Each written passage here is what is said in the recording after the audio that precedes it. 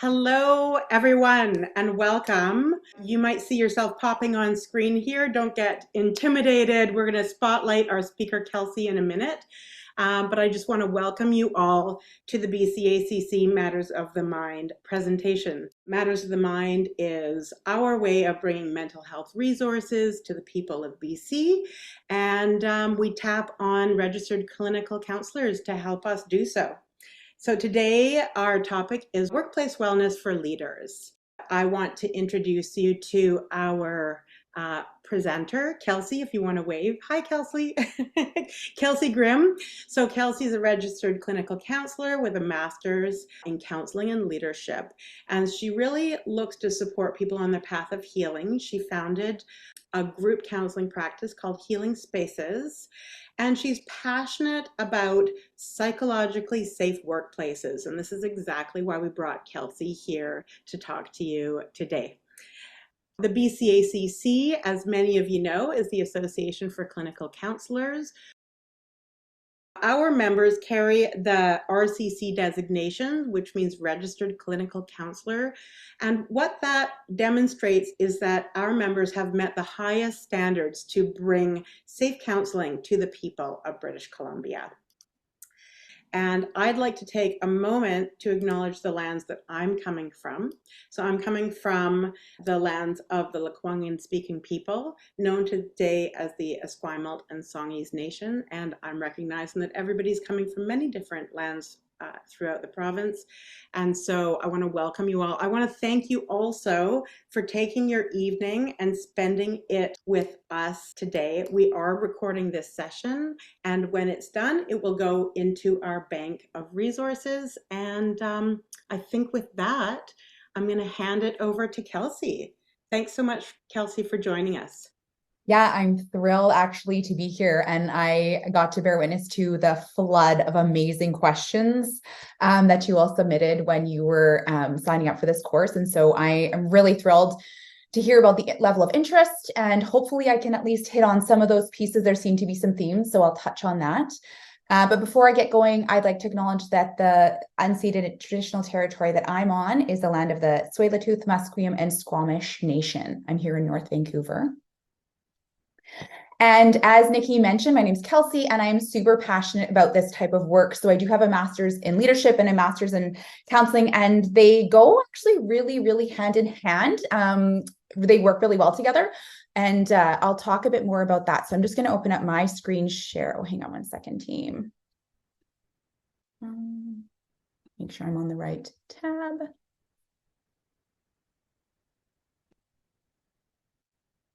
And the intention is for me not to be a talking head. That's no helpful to anybody. So if there are questions that come up along the way, Nikki's going to help manage that. So if you want to wave a virtual hand, that would be great. You can also pop questions, comments, witty remarks are all welcomed in the chat as well. The hope is really that you walk away from this benefiting and are able to take a couple tangible things away with you.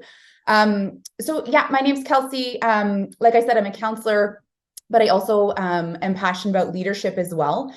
So I'm a registered clinical counselor and accredited clinical supervisor with the BC Association of Clinical Counselling. And I actually did my leadership training before I went into this. And so there was one question actually about how do we create workplace wellness prior to creating a department? And that's such a great question. And so I've really tried to practice what I preach, and I've really tried to infuse my workplace with a lot of the things that I'm talking about here, because I've seen so many people come through my door that are really, really suffering with their mental well-being because of a toxic workplace, because of leadership.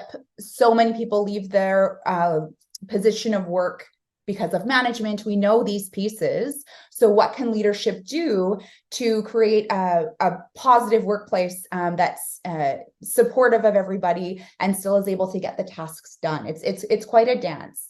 A lot of folks are really great at the hard skills in leadership and not so good at the soft skills. I was kind of the opposite. So I'm a counselor first and a leader, or kind of a businesswoman second. I'm learning.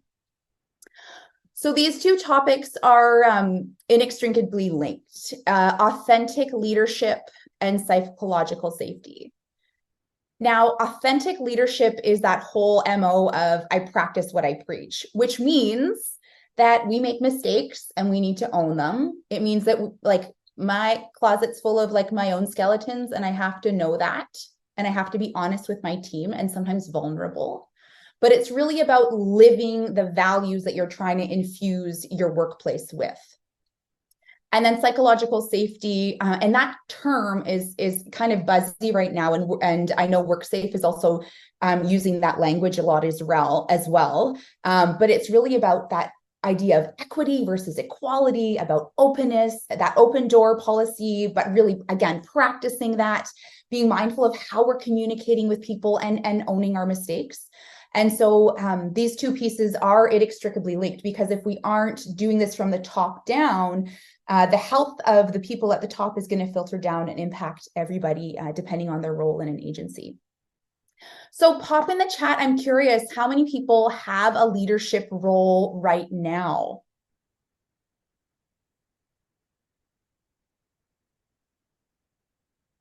You can just say a Y if you have a yes, or an N if no. Thanks, Deidre. Lots of people.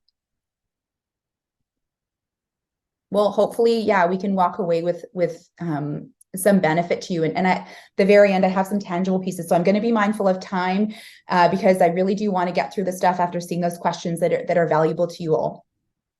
So workplace wellness. So the psychological, like I said, authentic leadership is the workplace. Workplace wellness is a language used there. In psychology, we use biopsychosocial spiritual model. So there is a lot of overlap between these pieces. So biopsychosocial spiritual model basically understands all the pieces of who we are. We have these different parts of us. And so how can you practically incorporate these into the workplace? Physical wellness, so our bodies, social wellness, the community. So that could be like internally, that's also your stakeholders and the community at large. Emotional wellness or psychological wellness, that's kind of our own selves. And then spiritual wellness. And I think of spirituality as anything that kind of makes your heart feel warm. So sometimes it's a community at a certain building. Sometimes it's hanging out in nature, SPCA, playing with pets. There's so many things that fill up people's hearts. So what does it look like to bring these theories into the actual workplace? A big one is physical wellness is lunch. Are people taking lunch? Are we eating in front of our desk? Or do we have a lunchroom that's actually used? Is this supported? And although you might have, maybe people get like a half an hour unpaid lunch break. Great. So you're like, great, physical wellness, check. What's the culture of it? What do the leadership team do? Oh, yeah, half an hour break, but I'm going to actually just sit here and quickly catch up on my emails. So this is the part where it gets really tricky, because if you have, these beautiful mission, vision, and values posted on your walls, and yet the practice is different, often what happens is the culture becomes more aligned with the practice that the leaders are doing. So even though it might be really, really hard to step away for half an hour and be present in the break room so that people can see that you're taking lunch too, and then it becomes okay, maybe that's something that you can start doing. Or, going for a 15-minute walk on your lunch, or whatever the case may be. Social wellness. So what is it like in team meetings? And I know so many of us are working virtually now. Is there a place where we can have a point of connection or contact? What does that look like? Is that supported? Are there niceties at the top of an email, or is it just you're right into business right away? How are we connecting with our stakeholders? How are we connecting with our community at large? Emotional wellness. So this can be a bit more challenging because this is more individual. So what can the leadership team do for this? Well, it can be about co-creating safety. So if you're in a leadership role, which so many of you are, I know for myself, and yes, I am a counselor first, like I said, I cry like all the time. So when I'm meeting with my team and they tell me something amazing about them I'm doing supervision, and I know this is my lane in my world, and you probably work in different worlds, however, and they're telling me a win that they had, they're telling me about a success that they had, or a challenge that they encountered, or they're proud of themselves because of something that they've learned. I'm present with my own experience of that, and I create space to hear their success and their win. And so my intention is to co-create safety, because I can't on my own create safety for another person. I can create a warm and welcoming space and invite someone to step into that. But when it's authentic leadership is modeling these things.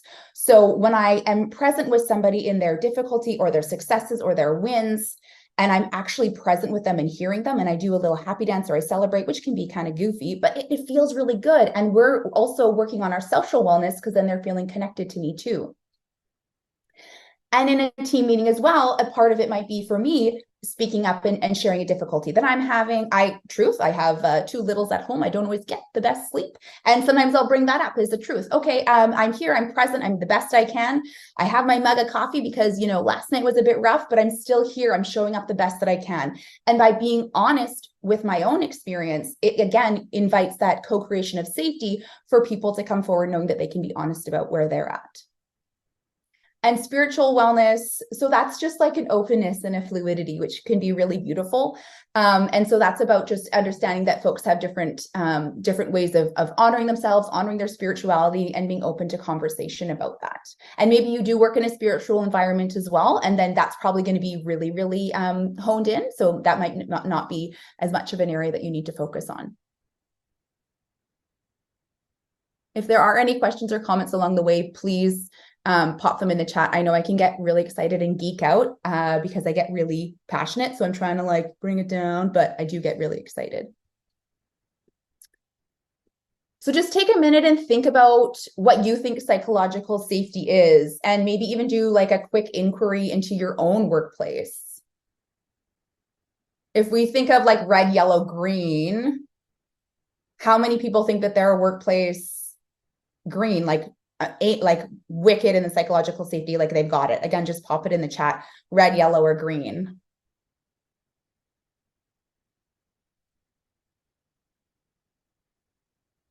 Yellow. Oh, that's positive.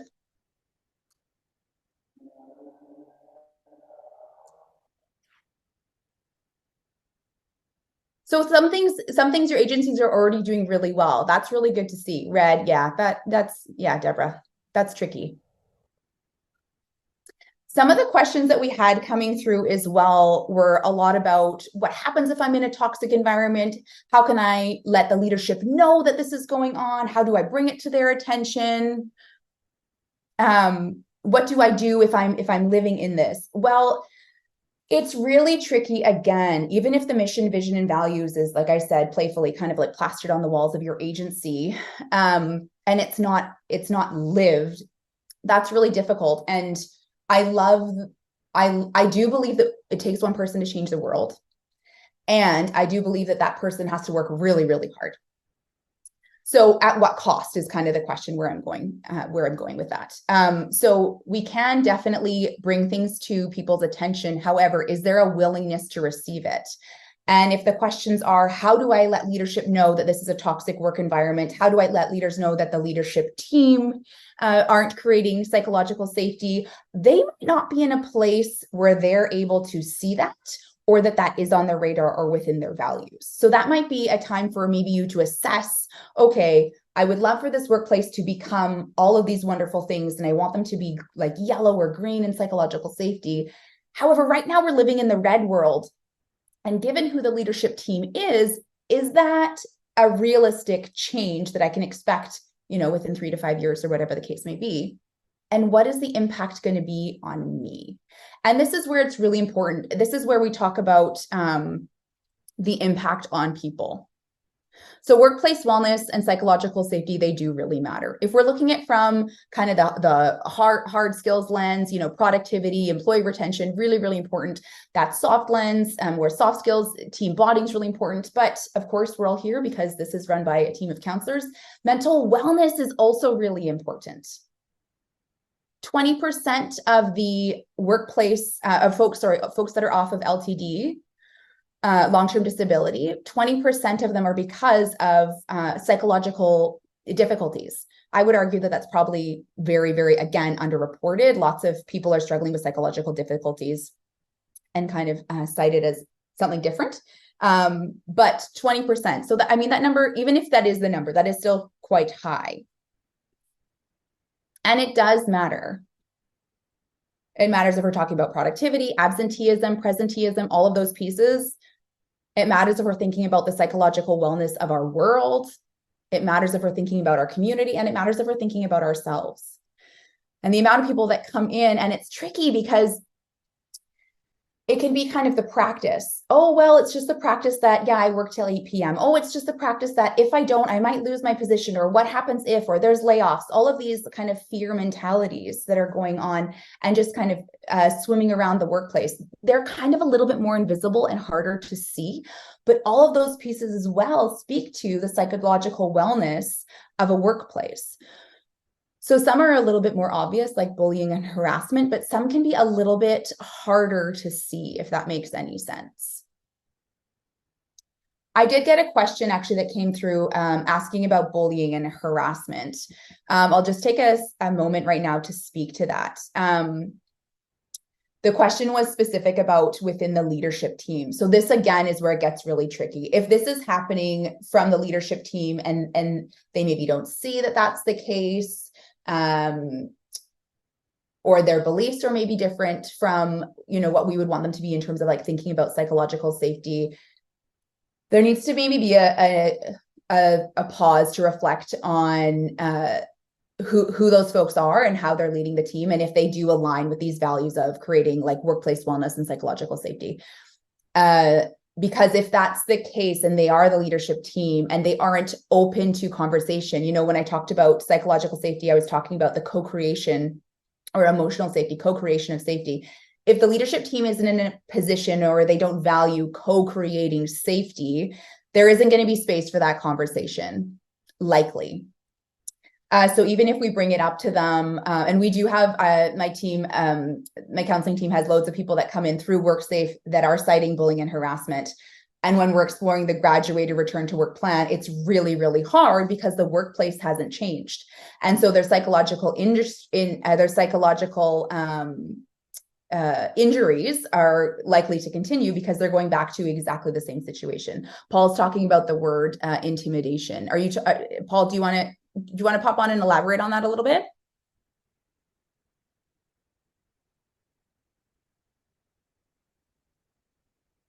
If not, that's okay too. And David, I just saw your note about spiritual wellness. I love that. Tapping into the larger why we're doing what we're doing, and it's tied to the vision. Absolutely, I agree with that. There is a lot of things related to workplace culture and perception of management and management way of controlling the workplace. Intimidation is a sort of a harassment imposed by virtue of power struggle default. And yes, it's intimidation. It's not as bad as harassment or bullying, but it is a soft system of showing who is strong one and who makes decision whether you are tomorrow here or tomorrow you are not here. And intimidation, it's sort of a perception of a human workplace, how you end up dealing with the stronger ones, the management. Thank you for sharing that, Paul. Yeah, it's kind of this like dynamic of power and oppression. Like we're up here and we yield the power, and so we're going to kind of flex our muscles and show some strength, and that could be really scary, especially when our survival, like our livelihood, our financial security is depending on it, right? That's really tricky too. Yeah. So these are some of the risks of a toxic workplace and leadership. Unhealthy employees, as well retention. If you're in a workplace and you're seeing lots of people leaving and you've been there for a while, that could be definitely an indication that, and even if you're new and seeing a lot of people leave, that can speak to what the situation is as well. Lack of buy-in. So the leadership might have, kind of to piggyback off what Paul said, power because of their intimidation and their roles. However, the community doesn't really like them or don't really trust them or don't really align with them. And so when they're looking to make a change, the team can really push back because it doesn't feel like their opinions are being valued, probably because they aren't. Absenteeism and presenteeism, we talked about that previous as well. So absenteeism is physically not being present. So maybe people are taking a lot of sick time, or they aren't attending meetings that maybe they're required at, or they're taking short or long-term disability, personal time as well. And then presenteeism is I'm fit, my body is here, but I'm actually not, I'm disengaged. High turnover rates, yes. David's mentioned, I think psychological safety also including the willingness to talk about privilege, isms, and phobias. Yeah, that's really interesting as well. There's, and it can, again, the authentic piece, right? Like owning who I am, owning my stuff and being willing to talk about it, which is tough. Like it's vulnerable, it's difficult. I get why it's hard. I live it. I go hot sometimes when I think about things in the workplace that I'm having to face and move through, and facing those conflicts and engaging in difficult conversations. I will say, even though it's harder for me, I definitely value it more because I think it co-creates a community. It creates a strong team. And I also believe that voices matter, and the team's voices really do matter. And so it's definitely a different model. But yeah, thank you, David. So the cost of burnout. So many of us know this word, hey, burnout. Just quickly in the chat as well, has anyone ever experienced burnout, like a Y or an N, yes or no? I see some nodding heads as well. That's giving me an indication. Yeah, for sure. And it's so tricky. And I kind of use this analogy. If you are in the line of fire, and I don't love using kind of like war and battle languages, but around this, but if you're in the line of fire and you equip yourself well, which means your self-care practices are really, really high, and you're doing all the workplace wellness or the wellness practices outside of your workplace, you're taking care of your bio, psycho, social, spiritual needs, and you're like, I'm doing all the things to buffer myself, I'm trying to take lunch, I'm trying to do all these things, and you're still really burnt out. Think of it as you're in the line of fire, and even if you wear armor and equip yourself well, you're still in the line of fire. So if you're burnt out, it doesn't mean that you're weak or you're not not a great person. It means maybe you're in a wrong role, maybe you're in the wrong agency. There's something misaligning if work is draining you so significantly. Maybe it's a blip and your workplace is great and there's a lot of stress going on and you can endure because you have team at work, and that's really beautiful when you're working together. But that's an indication of workplace wellness, right? Versus I'm battling this on my own. Yeah. Okay, benefits of a psychologically safe workplace. One of the most challenging things is if you're in a psychologically unsafe workplace, and I saw a lot of yellow, which is beautiful because I feel like there's at least effort to move towards a psychologically safe workplace, that transition time is probably going to take time. It's going to be difficult. It's going to be bumpy. Some people are going to leave, and you're going to start to kind of sift through the folks that have the alignment with this new culture, and then you'll be able to kind of move forward. So it does take time to do these shifts, and you're going to do it successfully. It's going to have to happen kind of slowly over time. But these are some of the benefits. Increased engagement, people bringing great ideas. I know the team that I work with, they don't all see the world the way I do, which is amazing because they see things so differently from me. And I would never think of some of the suggestions that they have. And so really being able to have a team where you get to have these different voices is really beneficial in kind of creating a plan for your business going forward, or your department. Increased productivity, enhanced employee retention, positive organizational impact, probably also really enjoying the people you work with and what you do, right? A little bit of joy and pleasure there is always good as well. Some of the questions that came through as well were asking about kind of the roles that we're in. And so many of you are in leadership roles, it seems like. And it's really difficult because depending on the role that you're in is going to depend on how much influence you have, what that influence is, who else you're going to have to lean on the agency if changes are going to happen. And so that's important to note as well. And maybe if you are thinking of making some changes in your role at the agency, think of other folks on your agency that might align with you in values, that maybe you're in a different department. Because if you can kind of team up and kind of create change in different areas, there's a greater likelihood that you're kind of catching it from different places and can kind of create some shifts and movements going forward. HR also plays a really important role in this.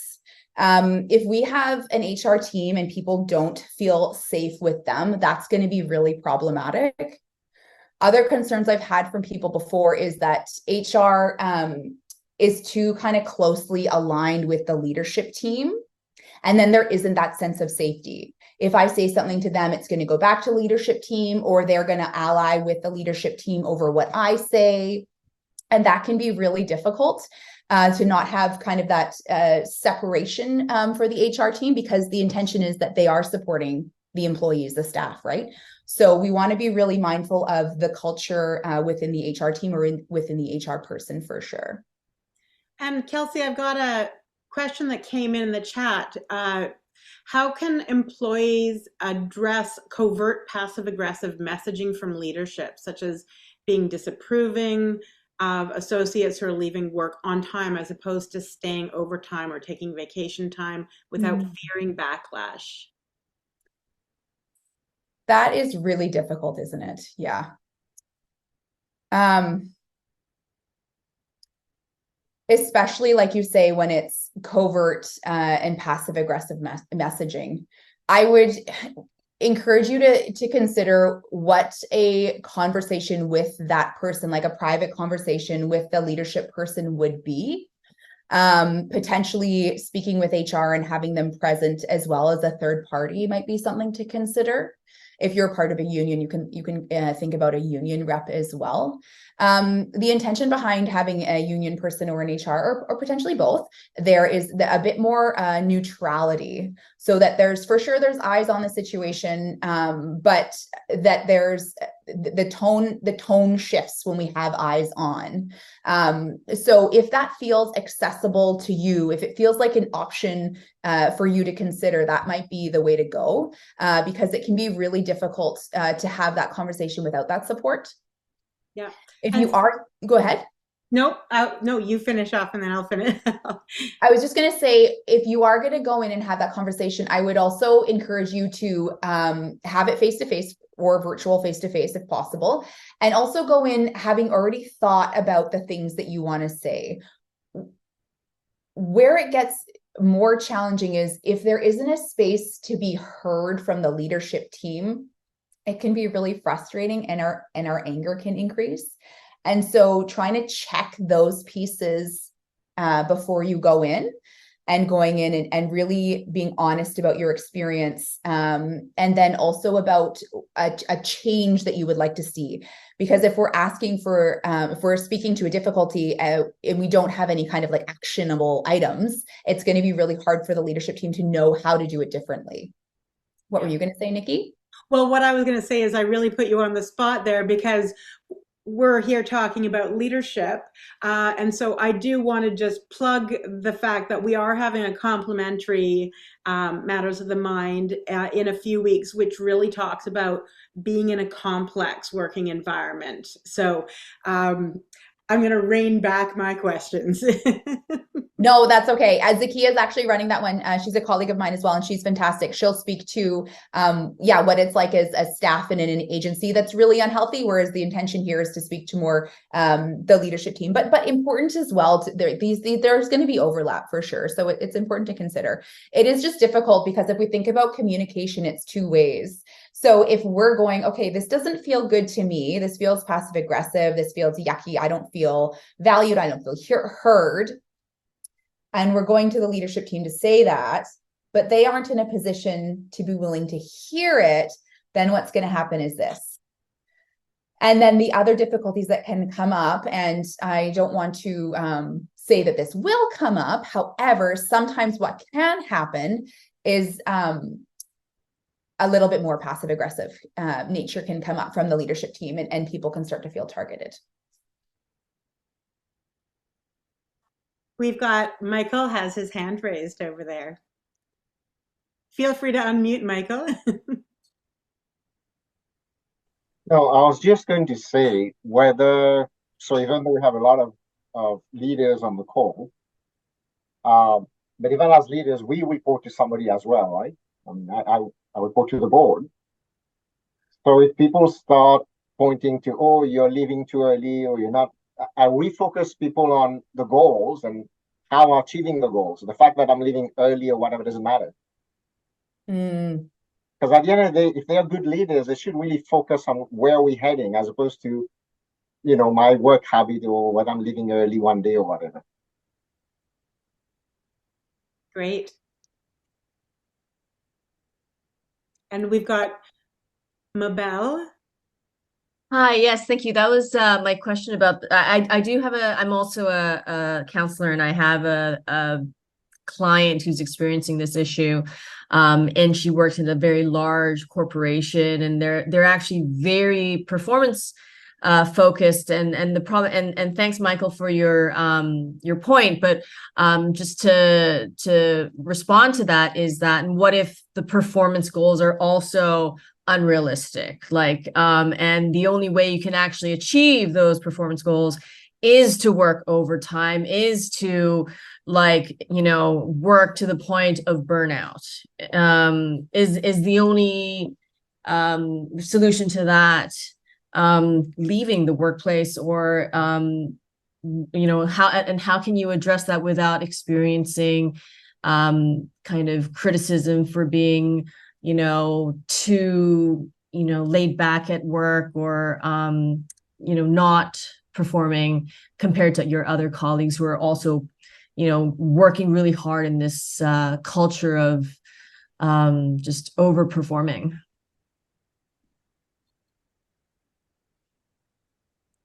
Yeah, really good question. Because there are cultures like that all the time, right? Like this overperforming culture. And I would even want to step back to the conversation we're having. Thank you, Mabel, for bringing that up and adding to that note, to zoom out even further and go, hey, world, what's going on? Are we working towards wellness, like at large? Are we, what are we valuing here? And are we working to live? Are we living to work? So unfortunately, I don't think I can answer your question, because I feel like it's such a bigger kind of philosophical question about what are our level of engagement with the workplace. How do we as humans and community in BC and Canada interact with the workforce at large, and what is the place of, what relationship do we want to have with that? And is that, how does that, see, it's tricky. I'm struggling to even articulate it. But I think we have to step back. What I'm trying to say is I think we have to step back and look at the values of the workforce in general. And if it's worth it to me to be in a workplace that values that culture because of perhaps there's some other benefits I'm getting from it, maybe financial, maybe my position, maybe I'm, going for that gold watch, that kind of retirement bracelet, or my pension, then the question might become around radical acceptance. I know this is going to happen. I know this is going to impact me. I know this is not in my best interest. I know I'm suffering with burnout, and I'm choosing to stay in it knowing these pieces. So I'm going to kind of equip myself outside of the workplace and buffer myself that way, knowing that kind of Monday to Friday, that's going to be the experience. Because if we expect it to change, like I said, that kind of communication, that dance, if we expect that to change and the leadership is bucking and pushing back and saying, no, this is how it is, this is the culture, the likelihood is that it's not going to change until the leadership team changes. Okay, can you hear me? Yeah, I'm just going to be really quick. I just wanted to say, while you were talking, it goes back to when you said in the beginning, it takes one person. So I think in terms of our leadership team, if some of us set an example and have our own boundaries and show that we do take a lunch break and we do leave at a certain time and we don't do 6 a.m. or 7:30 a.m. meetings, I think that just kind of starts to set the bar at a different level. And yeah, and when one or two people do it, you do start to see a change. Absolutely. And if you have that position at the workplace, like if you're in a leadership role, it can have a huge impact to actually be living those values. That's the authentic leadership kind of piece for sure. Yeah. We also have these beautiful things called mirror neurons in our brains. And so if we do it and other people are going to watch and bear witness to it, and if we're in a leadership role and kind of the mirror neurons are going to follow us. So know that you are having an impact for sure. And if you're living that, people might start to see you as a safe person, which can be really beautiful as well. I saw another question come in just asking about performance measures and wellness indicators, a really good part as well when we're looking at performance review. And it sounded, Mabel, like that workplace was very focused on in a certain way. Is there a way that we can look at culture impacts all the pieces? So what is the conversation we're having when we're doing performance reviews? What are the questions we're asking? What are we looking for? And that can be another way to start to show that we are trying to make changes towards a more balanced workplace. Great conversation, everyone. Thank you for being so engaged.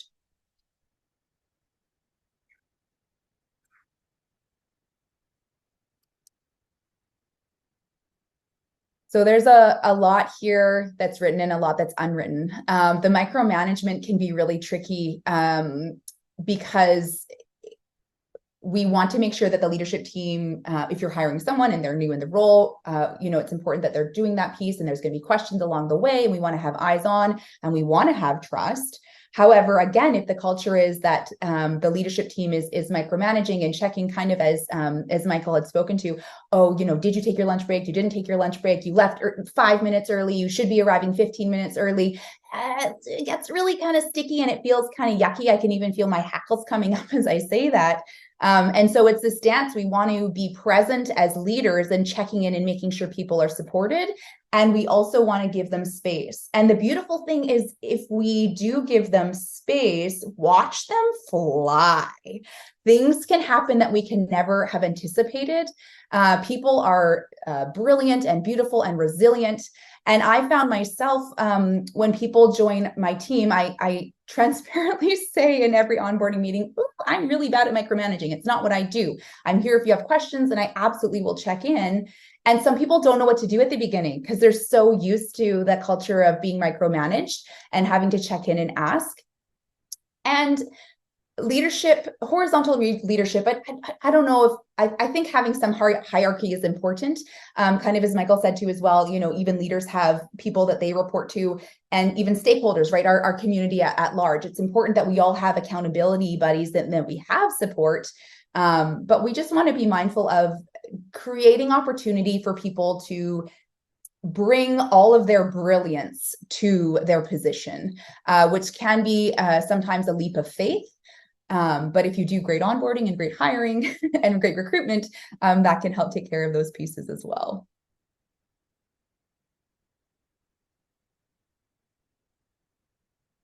One other piece too that can be valuable to consider is if you are getting if the HR team is getting complaints, or there are people that are more dissatisfied in the workplace, checking in with even their department and seeing the health of that department. Maybe the agency in general is kind of in that wonderful yellow, or kind of growing yellow place of health, but then one department is really struggling, or perhaps there's a lot of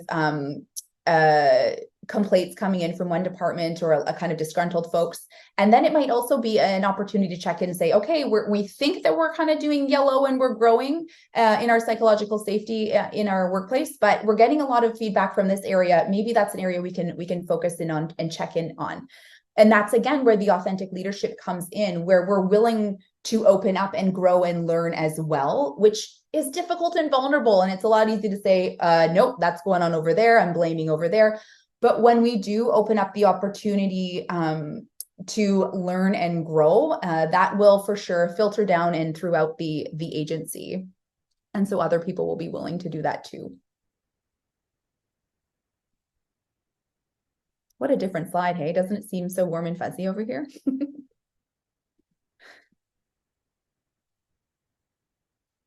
So open communication. I think so many folks talk about communication, and this might even piggyback, Mabel, on what you were talking about. does that person even feel comfortable having that conversation with the leadership team? And their verbal and nonverbal cues, Mabel, if that question has been posed, would give you a lot of indication of what their experience is like. If there is fear around speaking openly with a workplace colleague or someone on the leadership team, that's going to speak to the psychological safety or lack thereof at the workplace. Or, oh, so-and-so down the way, like Matthias did that. They said all these things and now they don't work here anymore. Or Matthias did that and now they're getting overloaded with all these, jobs that no one really wants to do. And so those things do happen as much as we wish they don't. They definitely can happen. And so being mindful of that as well within the workplace and yeah, just checking in on those pieces and being mindful of them. Mutual respect, really important. Again, that so much is in the subtleties. How do we hold meetings? What does that look like? Is there a space for social engagement before we kind of dive into things? Do we have some social niceties in the emails? Do we know that it was so-and-so's birthday or they had a wedding or whatever the case may be? Those pieces really do go very far in terms of leadership and creating a safe workplace, because we're all people, right? We all have things that are important to us. Emphasis on well-being, and this might even piggyback on David, that you had that question in the chat about being thoughtful around what we're checking in on for the performance reviews. And listening to your team. Are they asking for something that we can maybe incorporate? And then opportunities for growth.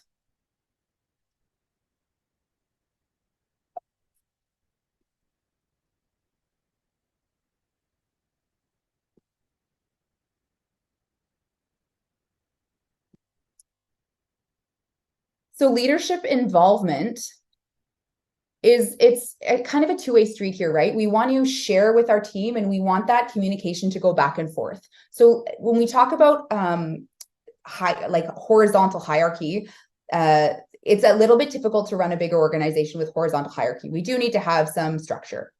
So we have a little bit of vertical hierarchy.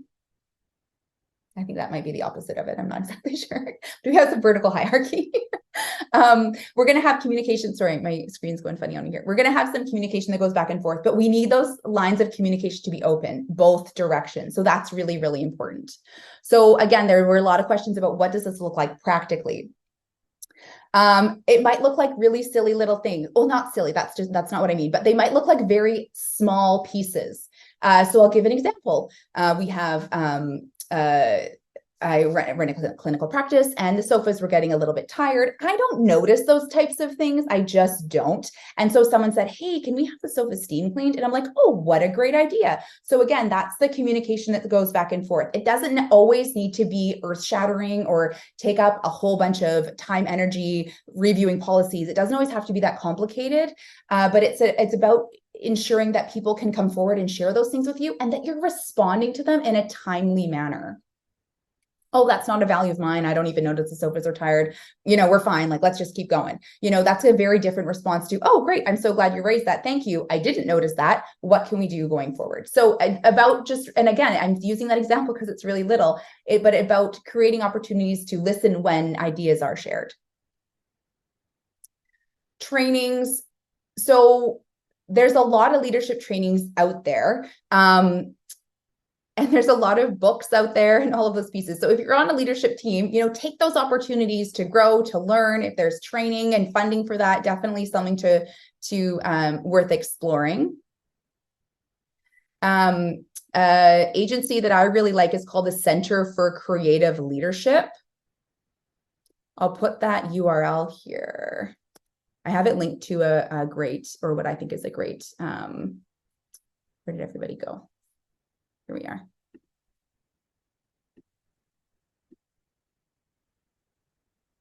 This is about psychological safety in the workplace. There we go. And then collaboration, again, that teamwork is really important.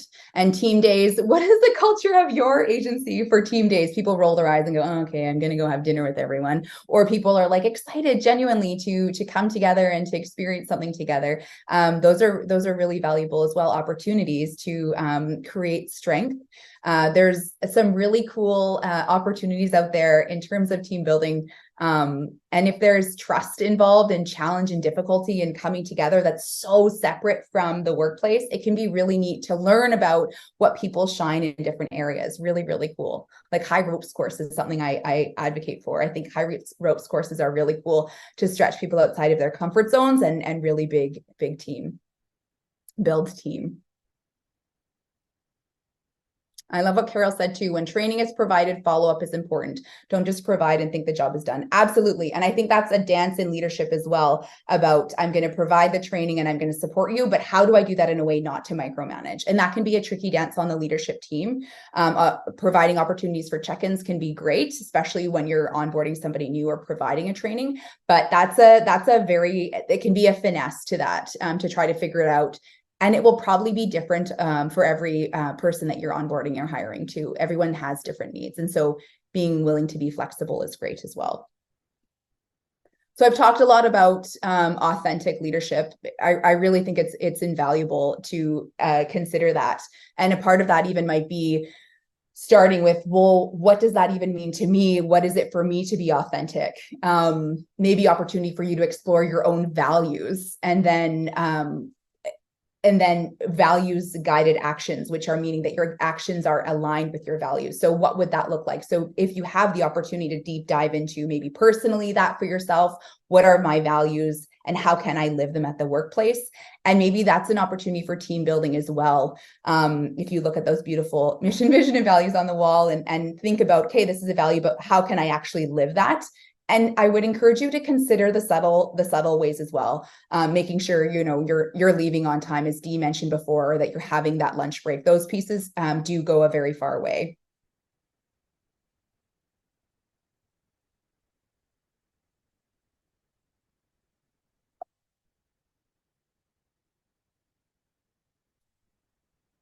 So mental health first aid is a training that's out there that WorkSafe BC does talk about as valuable for thinking about workplace safety. And I wanted to put this in because I think it's a really great course. I think it gives a lot of opportunity to talk about and workshop how we talk about mental health in the workplace. And a lot of the questions that came in as well that I won't be able to answer outright, but how do we support folks that are struggling in the workplace? If people are struggling with addiction or they're struggling with depression, what does that look like? How do we even know that that's going on? And mental health first aid can be a really great place to start, because it gives you opportunity to workshop. It gives you an opportunity to identify what that might look like in your workplace, and opportunities to think about how you can respond. Something worth considering as we're talking about this as well is, what are the policies you have in place? What is the practice? I think having lots of agencies have like a workplace wellness check-in. So if somebody isn't showing up for work a few days in a row, somebody gives them a call and checks in and sees how they're doing. If you have someone that has done a graduated return to work, and there has been some psychological injury that they're working through and recovering from, that can be a really great point as well to consider implementing that for those folks. Suicide policies as well can be really helpful. What do we do if somebody hears about these pieces at the workplace? And I know suicide's a really scary word, and it can kind of cause people to scatter and get really nervous, which is why we want to do these things when we're in a well place, or do these things when we're not in the crisis. So these are all things to be considered too when we're talking about workplace wellness. Authentic leadership, really important. Having opportunities for us to feel physically well in the workplace, really important. And what do we do if people aren't feeling well? If you are noticing a lot of burnout, if you are noticing a lot of people taking all of their sick days, you might want to consider what's going on, because people, I think, are tending to take their sick days when they're having a mental health difficulties more and more. That's becoming more the practice. Do we have more personal days? What can we do to support these folks? And what is the practice that people are doing? What is that indicating to us? So people maybe are struggling more. What can we do? And then again, if you have that authentic leadership and that open communication, perhaps you can chat with folks about the practice and what's going on. Are there any questions specifically about this piece that people wanted to ask? I wanted to kind of put this part out because I think that it's tender and hard to talk about, but I think it's really important as well. Yeah, thanks. And I just want to broaden this, Kelsey. My work is intra-organizationally, so I work in the community. So it's a whole different leadership piece, not to say you need to go broad, but that's my context. I have been in an organization, and that's a whole different navigation. So I'm just noting that in the intra-organizational work, and I think it relates within an organization too, just the pieces that create a culture of care is kind of how we're doing it in our work. And so that is the buddy system, which you alluded to. Also group agreements, also clear decision-making processes, ultimately bringing that feel is the piece. We can organize all those pieces as much as we want, but the feel is a whole different piece. So I just wanted to just throw that into the mix. Can I ask you a follow-up question about that? Sure. When you talk about the feel, can you share a little bit about that, perhaps about what that looks like in practice? Because I think so often people are like, what do I do? Give me the steps. And I hear you on the feel. I agree. How do we bring that feel, and what can we do to bring that feel in an organized fashion? Yeah, in practice. Yeah, so immediately I think of pacing and even an agenda that has spaciousness in it is way different than one that's tight. And also the pacing of people speaking. I feel way more relaxed when somebody is speaking slowly. And then I greatly appreciate when somebody takes the time to clarify what they think they're hearing. And having that kind of pacing, I think that does real wonders for the feel and for starting to create a different kind of container. And in the work that I'm doing, we include marginalized in that process. And so safety is I think it's true for any organization, but I think it's even more vital. And definitely I find it really challenging work. It's very important work. So those are some of the pieces I think about. And I appreciate you talking about the pacing, and I can even hear your pace of talk as well. And it does feel really gentle. It helps me also to hear all of the information, because I think sometimes when people are being blasted, you can't process it all at once. And there are more questions. And then the leadership team becomes frustrated. Well, we talked about this at the meeting. How come you don't remember? Because there's so much that I'm trying to process at once. And then the practice you have as well about, and then I'm going to clarify that this is actually what we're doing and we're all going forward together. I mean, that's really valuable and does save people a lot of time. It helps with that flow, really gentle flow. And if we think about that versus kind of a more archaic model that's fast-paced, boom, boom, boom, at all costs, da, da, da, da, da, da, da. So again, what do we value, right? With the workplace, if we're going to be spending our time here and I want to feel well, I want to feel engaged, how can I create that, or how can I co-create that in the workplace given the values of the agency or organization or my role in this department? Again, just opportunities to reflect and think about that, and where we can create some shifts along the way, for sure. Yeah, thanks for sharing that.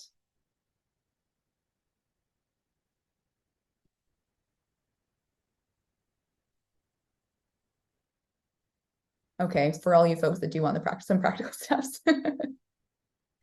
It's helpful to walk away with something tangible. I absolutely get that, or at least a place to start. So making psychological safety a priority, sorry, there's a typo there, and investing time and energy to enacting it. So I really do mean it when I say checking in about your values, what they are, and living them authentically. And this can be really hard because it means you have to start with, okay, like, what are my values? How do I want to go through the world? How do I want to be in this role at work? So that can take time. Just that inventory initially can take a lot of time. And then practicing being gracious with yourself along the way, having self-compassion with yourself along the way when you maybe trip up and do something that didn't feel totally in alignment. But we are all learning and growing all the time. So if we stumble and bumble and then we recover, being open about that too. Oh, I thought this was a great idea and I tried to execute it, and oh wow, this is actually the feedback I've gotten. We're going to go this course instead. Having conversations, seeking training and support, and creating opportunities to get input from your team can be really valuable. Again, we want to kind of backstep that with authentic leadership is about having those foundational pieces of open conversation, being vulnerable with your team, and really valuing what they have to say. Otherwise, even if you open up the floor for conversation or opportunities to get input, no one is going to feel safe to actually share genuinely what their experience is. And that's important to note too. It's one thing to say, okay, opportunity for feedback or tell me what's going on. But if people don't really have that feel, as David had mentioned, they're not going to feel safe to give you honest answers. So start creating space to encourage others to speak up and share. Looking for patterns. I mentioned this a couple times throughout. If you notice a pattern of people taking a lot of their sick time, if you notice one department seems to have more difficulty than others, or you get more pushback from one area, important to consider that as well. Celebrating more. Celebration is so powerful. It creates that social health. It's also fun to have cake a lot. I love cake. It's great. And it can be just as much as like a high five with a person. It can be, I do happy dances a lot, but genuinely being with that person honestly and celebrating the wins, really, really important. And then opportunities for other exploration. What is the practice around failure in your current culture? What happens when something goes badly? Do people get berated? Is it seen as a growth opportunity or learning opportunity, but they actually get berated? What kind of language do we use? Is it genuine? Is it authentic? All of these pieces kind of play into it, and they are really subtle. Is there space for discussion of new and wild ideas? And then conflict. There were a couple questions that came in about conflict as well, so I'll just speak to this now. People have so many different styles for exploring conflict, and another great opportunity for team building is doing all of those assessments. You can get that wheel, and then you can kind of see different personalities and where they fit. Oh, it makes sense that, you know, these two folks don't get along really well because they're on opposite sides, or you can kind of see where people land. It can be really interesting. But how can we move through conflict and see conflict as a benefit? So when we're having nasty conversation and no one can hear the other person, definitely not beneficial, and you aren't going to make any headway from there. If we slow things down and we move through it in a thoughtful way, and we talk about the difficulties, and again, communication is two-sided. So one side needs to give and one side needs to receive.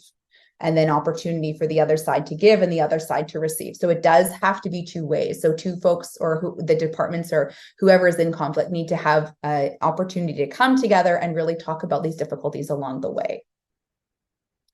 So it can be really hard to move through it, but even changing the way we see conflict, because if we go through conflict together and we come out the other side, magic can really happen. And I know that sounds silly, but it's true, because we can actually start to see another side, another way to view things. We have opportunity for growth ourselves, and we're working together as a team now. And often we're bonded through moving through conflict together, and we are actually a lot stronger at the outset.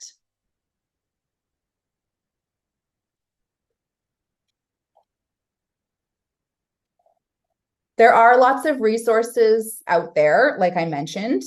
Here are a couple books, and it sounds like Nikki will give the link for the Center for Creative Leadership. Yep. I think that's where, as far, oh yeah, okay, action here. Call to action. So speaking up. One of the beautiful things for those in a leadership role is if you're speaking up to a lack of safety, and you have the privilege of being heard because of your leadership role, that has a lot of power. And so if someone does share with you some difficulties that they're having, really be thoughtful in how you respond to that.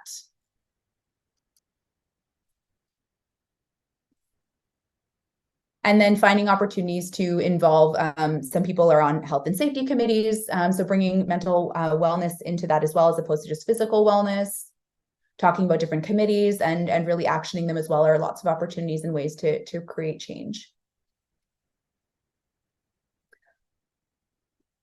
So that's the presentation, everybody.